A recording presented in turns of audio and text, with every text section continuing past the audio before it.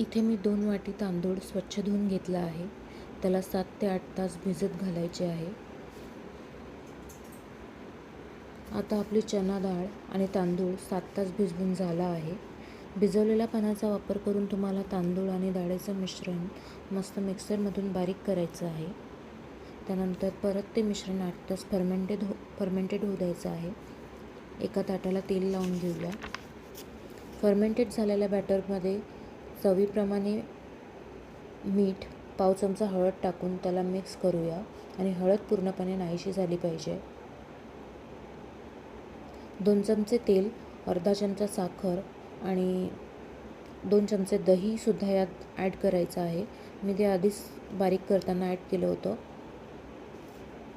हे सगळं एका दिशेने छान फेटून घ्यायचं आहे आणि एक पॅकेट इनो तुम्हाला याच्यात ॲड करून एकसारखं एकाच दिशेने तुम्हाला ते फेटून घ्यायचं आहे. जेवढं फेटाल तेवढा ढोकळा तुमचा छान होईल. त्यानंतर तेल लावलेल्या ताटामध्ये आपल्याला हे जिन्नस ओतायचं आहे. 15 ते 20 मिनटं मोठ्या आचेवर हा ढोकळा छान होऊ द्यायचा आहे.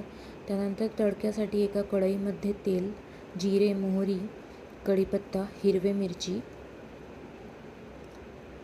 कोथिंबीर हे सगळं तळतळू द्यायचं आणि हे सर्व आपल्या झालेल्या ढोकळ्यावर परतून सगळं पसरून द्यायचं.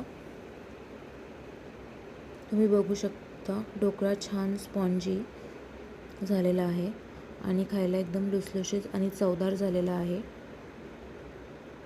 कलर पण छान आलेला आहे. आता याला आपण पीसेसमध्ये कट करून घेऊया.